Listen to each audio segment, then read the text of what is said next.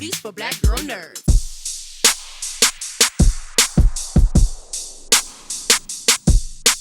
Hello, Charlie. How are you doing today? Thank you for your time. I'm good. Thanks for having me.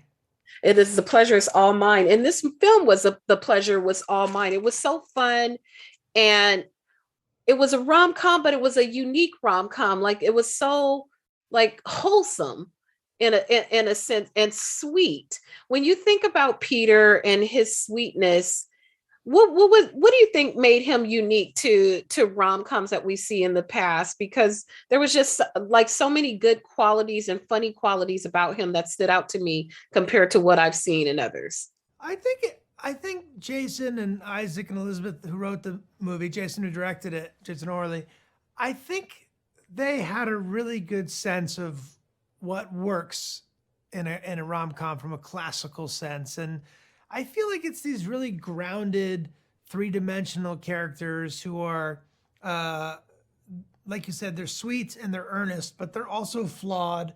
And Peter, he learns to accept his flaws and his mistakes, and it's by facing those kind of hard facts that he gets to grow as a person.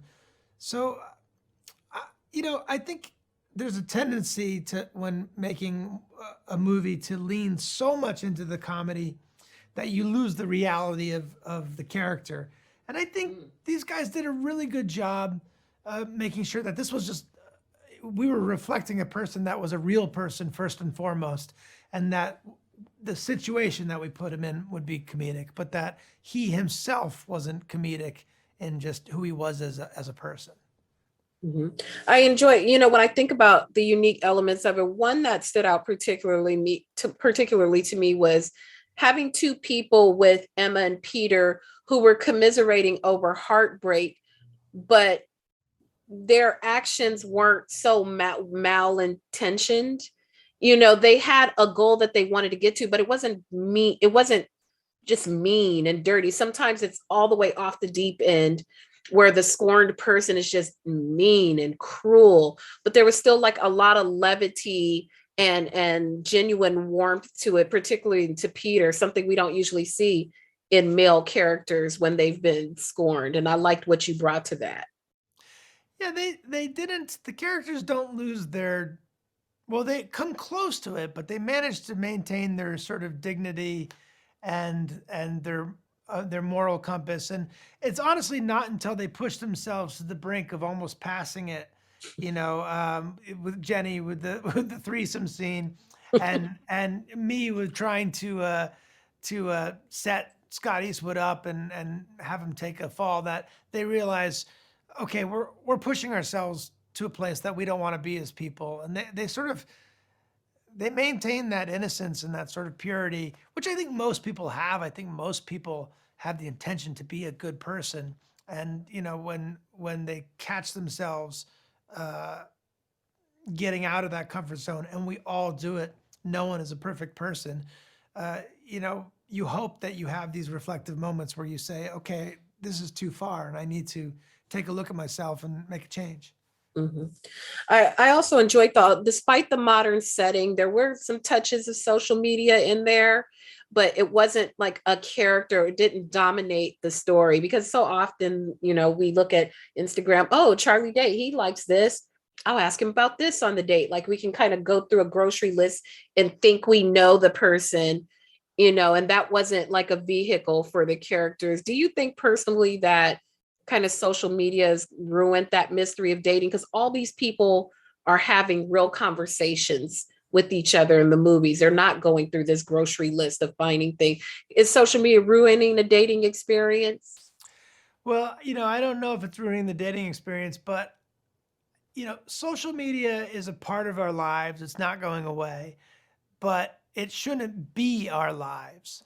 And I think the movie does that well, which is that it's a part of the story and it's reflected in there, but it's not what the story is, because it's a reflection of our lives. I won't say it's a mirror because it's a curated mirror, right? So it's a not honest reflection of our lives, and it's there for entertainment, and I suppose people are using it to meet one another. But I do really sympathize with any young person out there who's single, who's dating, who has to balance social media and trying to meet someone in this world, it's got to be a real challenge. Mhm. As a performer, as a comedic performer like yourself, rom-coms are interesting because you can pull on not just the comedy element, the romance, sweetness. There's so many emotions other than those in that. Is this a sweet spot for you as a performer? Is rom-com, not to limit what you want to do in your career, but is this a particular sweet spot for you? I definitely felt comfortable getting to do it. And it was something I always hoped I would get the opportunity to do, because what I really like about it is that you get to do the comedy, which is something that I just enjoy doing. And I enjoy making people laugh. And I enjoy laughing sort of on set while we're making something funny. But then you get to do the acting that is just very vulnerable and real and grounded. And yeah, so for me, it was a dream. I think it's a nice middle ground between uh, the drama and the comedy. It's that it has one foot in both sandbox, and it's really it's fun to get to play in both. Mhm. Obviously, Peter is not Charlie. You're Charlie who's performing as Peter. But if you could pick maybe one quality about him that you might kind of have in common with each other, are there any common ground between Charlie, the real person, and Peter, the character? Well, I think Peter's very earnest, and I often don't play earnest characters, but I think in real life, I'm much more earnest than some of the characters I portray. So I liked getting to play Peter because of, he wasn't really bouncing off the walls and he wasn't manic, and I often am playing those roles, and they're really fun to play. And I'm glad that I've been able to, you know, get the opportunity to play those parts. But I like that he was just kind of a regular, average guy, which sometimes I just feel like a regular, sort of normal person. And it's nice to not sort of say, okay, I'm some extreme heightened character in this, but this is a guy that you recognize as probably someone you would know and be friends with. I swear, whenever I love characters like that, because it thinks I think of my own like kind of other like corporate experience where it's like, oh, that's like Jim from accounting. That's how him and Susan met, and it definitely gave me that it brought that realness. Like everyone is not so curated, like you said, and so I that endeared all these characters more to me because they behaved like what I deem to be like real people, and that's what made it really really cool for me. So I appreciate that. Well, I thank you, Charlie. You were so good in this. I really enjoyed you very much. This was such a sweet film, and it really caught me off guard. Thank you so much for your time. Oh, thank you. It's a real pleasure. I'm happy to be here. Thank you. Take care. Hi, Jenny. Hi. Wow. You are an immensely, if no one else has told you to say, you are an immensely talented woman. That's so You, nice of you to say. my goodness. I was already, I like a good rom-com, but Yeah. I purposely didn't watch any trailers. I just wanted to see it completely free. I didn't want to know anything going in. And the storytelling, amazing. Yeah. The theater inserts and singing, amazing. The Yeah. chemistry, amazing. I feel like what can't you do, Miss Slate? What can't you do? I can't do like any European accent. Really? Like I can't do a British accent. I just always sound like Mrs. Doubtfire. Well, that's okay. I don't think you need it. I think you got plenty tools in the arsenal, but I want you back. A lot of times people break up and they think they want that old thing back, unless it's just super duper tumultuous. Mm. Where in the whole scheme of rom-coms, this was such a unique story. What was the starting point for I Want You Back? Because it was just very, very different from any rom-com I've seen in a long time. And I love that about it. Well, I talked to Isaac and Elizabeth about it, the writers of the film, And they were like, what if we wrote a Cruel Intentions kind of movie, but instead of it being like these privileged teenagers who are like being really, really bad and dangerous, it was just like normal people who actually have broken hearts who decide to kind of do these sort of seductive-y sort of things. That's the starting point. But, you know, for me, I love rom-coms. I love them, and I find them to be like really therapeutic and cozy. I especially love like a Sandra Bullock rom-com. I love While You Were Sleeping. But I also love like When Harry Met Sally. And those movies are sweet to me, not just because they're romantic, but because like, you know, the women seem like they're heartbroken, but they're okay. It's gonna be okay. And I think when you're heartbroken, you're like, it's never gonna be okay again. And it just feels good to see that moment, which if you've ever gone through it, can feel like the end. Like you're just like, I honestly just don't know how I'll ever really be happy again. Like I might kind of be a little bit angry all the time now or something. And I think it's really nice to just see people work it through. And for me reading this script, I was like, this feels in a modern way like that. Like these people are going to get through it, but while they're getting through it, they don't even really know that they're also becoming closer. Mhm.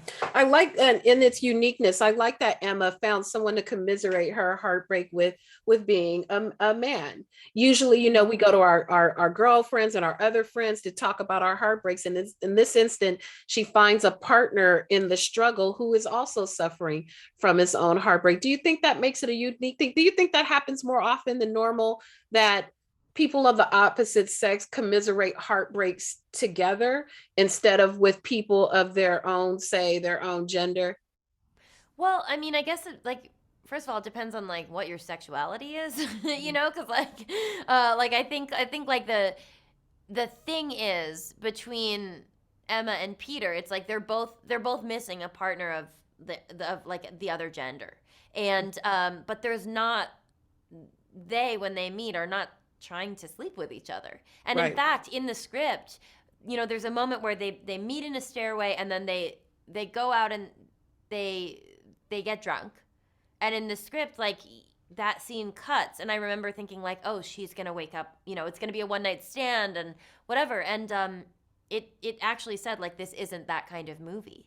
And I think it is really rare to see you know, like a straight male character who is 100% sold on like just trying to deal with his emotional loss. I think my character is a little bit more surfacey, a little more unwilling to face her own emotions in a way that like sometimes you see in men. Like I think culturally women are way more encouraged to just explore their feelings and figure it out and be responsible for their own experience, whereas men are like, I don't know, I don't think I'm supposed to say anything. Like these are these terrible cultural tropes that obviously like don't work for us. And I think Charlie's character and Charlie as an actor does like a really good job of creating this warm, sensitive, realistic guy. Mhm. It's refreshing. I think it happens more often than people realize. Also Yeah. refreshing to the story was the fact that there were touches of social media in it, but it didn't dominate the story, Yeah. although it's a modern type of Right. dating situation. And I think of now, you know, when people try to date, they go to social media and it's like, oh, okay, Jenny likes wine. I'll ask her about wine. Oh, Jenny went to go hiking in Runyon. I'll ask her about that. Or, you know, something of that nature. They all seem to be having real conversations with each other and getting to know each other the traditional way, I Right. guess you could say. And that gave it an interesting touch. Yeah, I think so. I mean, it definitely is a social media moment, you know, where that kicks off, you know, the sort of the mischief in the film, and I think that although maybe what our characters do in the movie is not something that should happen in real life, that like a lot of people do look at social media, especially if they're looking into the life of someone that maybe they've lost or even they just like feel competitive with, and they start down their own weird path of like what can I do to just like put myself first to get what I need. And it's really nice, honestly, that in this movie, although we're realistic, they do have phones, that they're not buried in their phones. Yes. That's Yes. kind of a bad look, and it's a bad way to live, I think. Indeed. Indeed. One of the pivotal scenes for me was you performing that song for Little Shop of Horrors. And I can't even lie, I had a little teardrop. I'm like, oh my God, this is just so sweet and just so wholesome and just at great lengths to kind of keep this thing going. What was that day like to shoot that scene with the costume, the wig, and everything? It was just really fantastic. I was nervous. I've never done any singing in anything before, like in plays at camp and stuff like that. And like, in my dorkier moment, was like a big a cappella person. Not that a cappella people are dorks, but like I was dorky. I'm owning it for myself. But yeah, I was nervous and, also physically for me, like I was breastfeeding. I was like on my breast pump, like taking down that tiny dress, like still wearing my huge blonde wig and just like, entering one world and leaving another and really having to balance I had just had a baby like 10 weeks before making this film. Wow. Yeah. And so it was like the first time that, it used to be like I go to work and it's just about what I'm doing and focusing on my job. And instead it's like I'm at work and I have to produce milk every 3 hours. Otherwise, like my baby won't have food. So a lot of concerns. And then having to just like sing this song and know that whatever I do is actually going to end up in the movie. I felt pretty vulnerable about it, but I also really like singing. And I love the little actor that I worked with. And it was a really positive experience because I was genuinely a little bit shy, but it was fun to push through that. Mhm. See, again, what can't you, won't you do it? New mother, singing for the first time. You got to check a lot of things off of the list. Where are any of these things bucket list things for you, like singing in a film? Yeah, I've always wanted to sing in a film, and I hope I get to do it again. And I'd like to do it in as serious a way as someone would let me. It was pretty nice that this was couched in comedy because, like, I didn't have to be perfect, and it's scary to try to be perfect. So I'm glad that didn't have to happen. But yeah, it was for me a goal. I'm really glad I got to do it. Well, I'm really glad I got to see it. I enjoyed you Thank as you. Emma so much. This was such a fun movie. It was so unique compared to other rom-coms I've seen. I enjoyed it very, very much. And you all had just wonderful chemistry with each other. Thank you so much for your time. I appreciate Thank you. it. You're so kind. Thank you so much. Take care. Hello, Manny. How are you? Ooh, you got short hair today. I got used to seeing you with the long hair in the film. I know, I know. I'm good, Jeandra. How are you? Very good. Thank you. It's such a pleasure to talk to you. I really enjoyed this movie. It was so quirky and clever and kind of an interesting spin on what happens to people after they break up and, all these interesting things.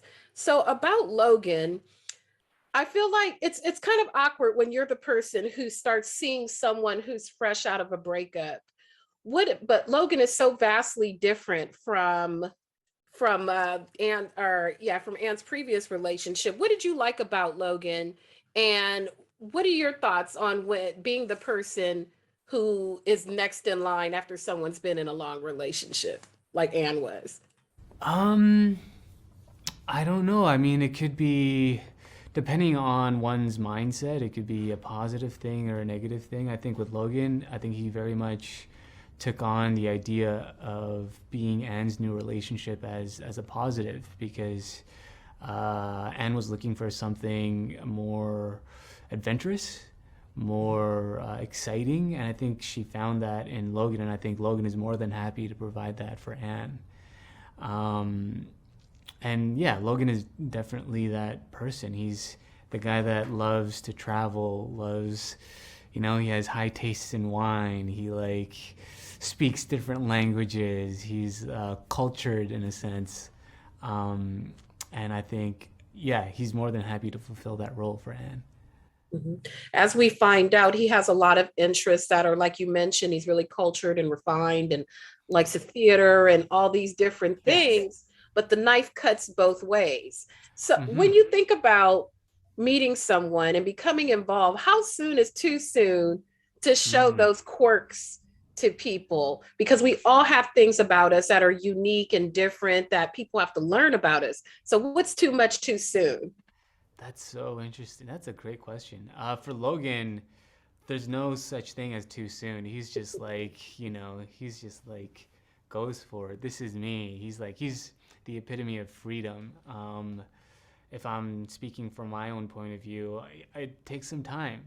It's so interesting because, as we're going through this pandemic, I feel like people have been in relationships for a long, long time, but now that they have to spend 24 hours with each other for long and long periods of time, they're finding things about each other that they haven't that they didn't know about before. So it's so interesting. I don't know. I feel like with Logan, yeah, he's definitely like he jumps off the cliff. He's all clothes off. Um, he definitely puts himself out there right from the jump. I caught what you just said. Up Yeah, close. yeah, That's a exactly. great scene, and audience, you'll get to see it. When you watch the film, it's really, really funny. Yeah. A thing I liked about it is, although this is a kind of a modern relationship romantic comedy, it doesn't employ a lot of elements of social media. I mean, there's a little dibbling and dabbling, but they all seem to get to know each other in the traditional way at work, or Yeah. maybe in the corner store. And Hmm. with that, do you think that social media kind of speeds up the relationship process a little too fast? Because culturally now people share so much of themselves in general. So if you really want to know, you could just Instagram, Instagram, Instagram. Oh, he likes wine. Instagram, Instagram, Instagram. He likes this or these political views or whatever. Yeah. That's these are great questions. The thing is with social media, this is my own personal opinion. Like you only get the highlights, right? So you only get the trip to Venice. You only get the trip to Hawaii, the concerts. You don't see the other side of their lives. So yeah, I mean, you can get a peek into someone's interest through social media, but I don't think you can really get to know them fully just through their profile picture or through their bio on Instagram or Facebook or what have you. Uh, so I mean, I think with social media, it's quickened the meeting process, like maybe the superficial initial stages of getting to meet people, but I think it's really done a number on really diving in and getting to know a person fully and digging deep um, on a number of levels because people don't like one-on-one interactions face to face in person now. They're so used to just texting and all that stuff. So yeah, I mean there are positives and negatives, but I mean speaking personally, I don't envy people dating on social media and those dating apps. I don't think I'd be able to do It's rough in these dating streets. Take it from me. it. Yeah. It is rough. Oh man. Oh. I love the chemistry that you and Jenna and Gina all have together. The scenes where you all together are so fun. On those days that you all got to shoot, all three of you together, did you guys have like a mantra or a thing that you would do with each other? Hands in break and then go shoot the scene. What were those days like for the three of you to get together? Because they're so funny. The chemistry is great. It's Thank just you. enough awkward. It's just enough warm. They're really, really fun scenes. Yeah, I mean, I think just a lot of that has to do with Charlie and Jenny just leading such a great ship, and just them being so professional and just genuinely kind human beings. Like you felt so open and you were able to be vulnerable with them, and you can do such awkward and bizarre things in front of them and um, not personally feel awkward about it, not feel like you have to taper down your choices in a sense as an actor. So it really had to do a lot with just how open and loving Jenny was, and also Gina as well. Um, yeah, it was just it was a seamless transition being able to play with them in scenes just because of how open and loving they were. Hmm. What most the basis of the film is, you've got these people who have broken up and they want their people back. They want that old thing back. If you Yeah. could look back into the past, are there some old things you want back from the past where you thought, that one got away maybe a little bit? Yeah, I mean, again, me personally, I'm always, there's no reason for the what ifs or do I regret this or that, because I mean, everything, the mistakes, the ups and downs contribute to where I am now. So, yeah, I mean, every once in a while, maybe if I go back home, I'll see something or like in the neighborhood that reminded me of a moment and live in nostalgia a little bit. But I won't. I'll try not to stay there for too long because that's not a great place to be. It's better to be in the present, if anything. For sure. And lastly, Logan has all these interesting qualities: wine, theater, Yeah. he likes all the charcuterie, he's an Yeah. expert on a lot of different things. Yeah. But what do you have in common with him, do you think? Obviously the obvious, the theater and performance Yeah. and those things. Do you have anything in common with Logan? I mean, the thing that I have in common with him, and the one thing that I leaned in with Logan, was just the obsessiveness, like it's just his full-on passionate commitment to whatever he's doing. So in this case, it's the play, and the craft of acting. So for me, whether it be acting or other subjects, I can just get obsessed, to the point where nothing else matters. Like, this is do or die. This is my life. Yeah, that's kind of where I found that common denominator with Logan. I think we very much share that. Mhm. Yeah, other than that, there's not really much else, I think. Um, but yeah, yeah. Well, I enjoyed you. I'm such a fan of yours, and I enjoy your work. And this was such a cool role. And those kids were really good in Little Shop of Horrors, by the way. But They're this was so such good. a this was such a fun film, and I enjoyed you in it. Thank you so much for your time. I appreciate you talking to me. Thanks so much, Jeandra. Take care. Thank You you. too. Take care. Bye. It's Miss Rodriguez. How are you doing? So good. How are you doing? Very good. Thank you. I had so much fun with this movie. It was so quirky and so interesting, and just a whole different spin on the romantic comedy. It was really, really fun, and I enjoyed you in it. Thank you.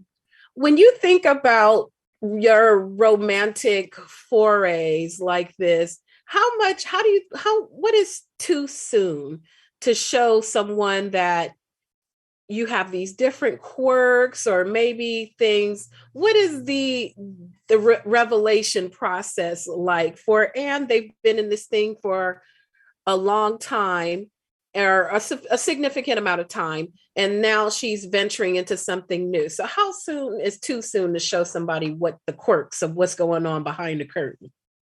You mean like to show somebody your weirdness? Yes. I think it's never too soon. I think you've got to start like right away. I think you got to let your weird flag fly immediately. I mean, at least that's what I do. I just want to know that I am loved even with these weird quirks. You know Mhm. what I'm saying? So I kind of show them right away. So we have Anne, who is this lovely. She's well adjusted. She's got her footing in her career, and she has a relationship that is a little bit too boring to her liking at that time. And maybe there's something better out there. Is the grass always greener on the other side, or It's do you never think sometimes you just gotta hunker down and weather the storm a little bit compared to what Anne did? Yeah, I think that one is situational, but I tend to find that it's never greener. What's good about staying in your own backyard? You know where the shit is. Because I feel like you jump in somebody else's and you're like, I don't know where the shit is. And then you step right in it, right? Like all the time. I feel like, and I think that there is a trap in like, there's more, there's better. Because for Anne specifically, and this is why I really love this character and playing this character, is because she went on a real journey of being like, I'm projecting all my pain on somebody else. I'm projecting my lack on my partner. I didn't hit these milestones because of you. So I'm going to go and find somebody that does. And then she goes to find somebody that does. And he doesn't either, because it was never meant to be found in another human being. Mm-hmm. And then she finally gets to the place where she's like, maybe I'm okay being this like A-type, you know, like stick up my butt person. And like, I don't want threesomes and I want to be boring and I want to like, you know, read the same book every night. And I think that there's something really great in seeing someone discover the fact that they've never taken accountability for their happiness is their own job. Mm-hmm. What I particularly liked about this comedy was there, even though it's modern, there's like touches of social media in it, but it's not a major thing. It's not like you're going to scroll Instagram. Oh, they like wine. Scroll. Yeah. I like this. I like that. It's touched upon just slightly. And they're all kind of getting to know each other in the traditional sense. Do you think that social media kind of hastens the dating process for people nowadays, since we can just kind of like the yellow pages find out what we need? Ooh, I'm old. Find out what we the yellow pages too. I know the yellow pages for sure. I might have one in here somewhere, but it doesn't hasten the process a little too much for in the dating realm these days. I'm so glad that you noticed that, because the attempt to make it feel more like a nostalgic old When Harry Met Sally, like the rom-coms back in the 90s, that like it was about people meeting each other and talking to one another. And so he was like, our director was definitely trying to bring back that sentiment. But that being said, I met my partner on set. I think if I didn't meet him on set, I don't know where I would have met anyone otherwise, but my assistant, who happens to be my baby cousin, because you know you always hire family, she is 25 and I see her go through the dating process and I don't envy it, because it's got to be difficult to meet somebody based off of the curated pictures they want to show. Mm-hmm. I was just talking about that with Manny. It's just like, it's rough in these streets. It really, take it from me, it's rough in these streets. I mean, I can imagine just for someone like you who is a public figure, it's even rougher because they think they know you because they see you, but it's equally as rough. It's equally as rough. I don't envy us at all. Thank you. Yes, you're right. It is equally as rough. For sure. I love some of my favorite scenes are with you and Manny and Jenny all together. They're so funny, and just the chemistry between the three of you. It's like just enough quirk. It's just enough awkward, but it's still funny and it's warm. When you guys got together in those days where you all three had to shoot together, where do you put hands in and go, break? Okay, let's go get it done. Did you guys have a thing you would do together on those specific days, or what are those days like? Yeah, there was definitely like a coming together during the threesome days, because we all were like, okay, y'all ready to get in your panty and your bra? This is gonna be amazing.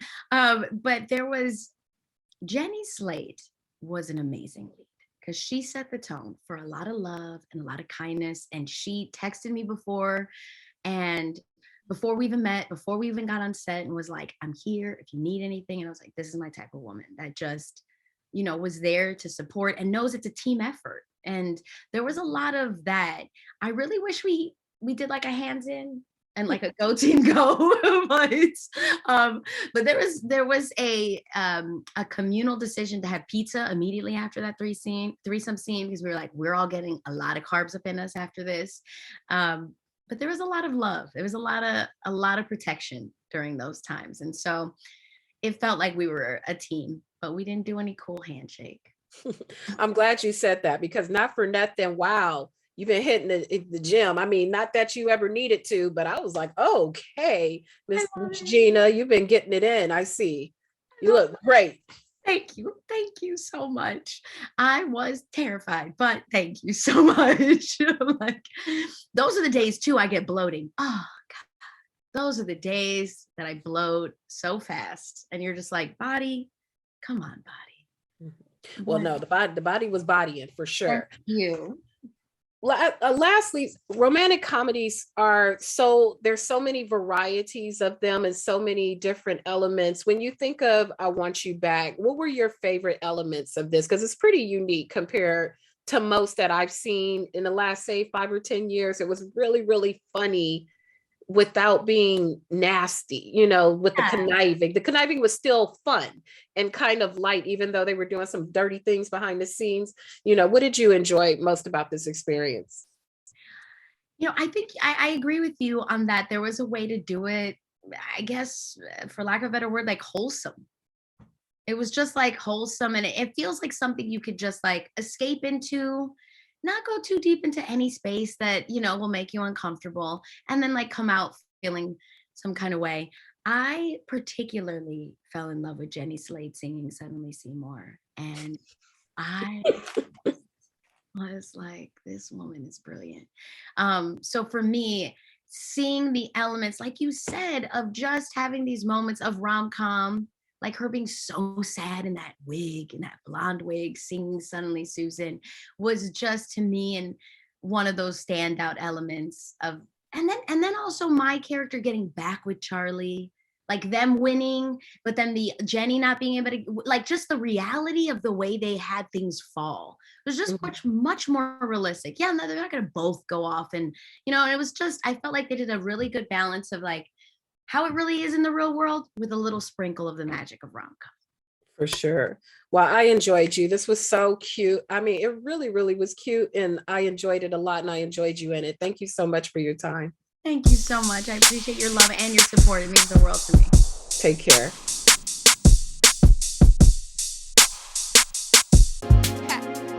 Better shake your booties for black girl nerves.